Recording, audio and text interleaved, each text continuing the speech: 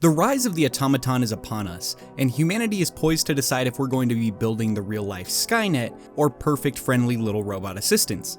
It seems like every day there are more and more automated jobs popping up around us. Cashiers, custodians, factory workers, and more are seeing their fields become invaded by machines. Despite a high upfront cost, a machine doesn't require an hourly wage, benefits, or even basic human decency. Truly, it is the ideal worker that all of the corporate world can dream of. But are they truly capable of expanding out further and tackling other job fields as well? Is there a potential job crisis on the horizon, or is there an upper limit for how much a robot can do? Let's find out. 3-minute flicks. Entertaining, educating, and enlightening. Depending on who you ask, we could be in the midst of a robot takeover as we speak, or we could hardly be at the tip of the iceberg. In an interesting study of 2,000 individuals by professors at BYU, nearly 14% of those surveyed had been replaced by a machine or some other automated system at their jobs. Those 14% of workers, on average, believed that 47% of jobs had already been taken over by robots. Even workers who hadn't been replaced had estimated that nearly 30% of the workforce had already been taken over by machines. So this study found out that those who hadn't lost their jobs were overestimating robot takeover by double, and those who had lost their jobs overestimated by over 3 times the real amount. Jobs like data entry, accounting, factory work, and more are being displaced due to the shift in labor between humans and machines.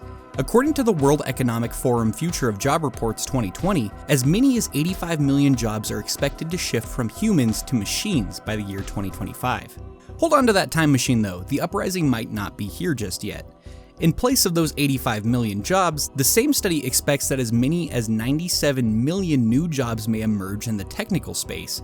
Positions like machine learning specialists, marketing and strategy experts, business professionals, and more are becoming more in demand, while the traditionally labor-intensive work is being phased out. The consequences of these changes could be positive or negative depending on your outlook. On one hand, if studies are correct, the work needed to maintain, develop, and integrate these machines actually creates more jobs than what is lost, especially when considering that many of the jobs being taken by machines are traditionally lower paid and entry-level positions. On the other hand, these are still positions that people have spent their whole lives working and have developed expertise in. The growth of more technical heavy positions may benefit younger people who have less responsibilities and more time to attend universities, while potentially leaving some of the older generation behind. The jobs being created are considered to be jobs of the future, while those being replaced have been referred to as jobs of the past.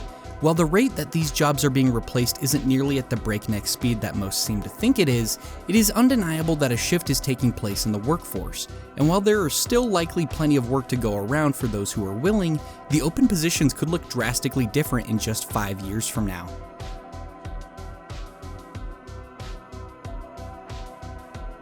Three-minute flicks. Don't forget to subscribe and hit the notification bell. We create new videos weekly.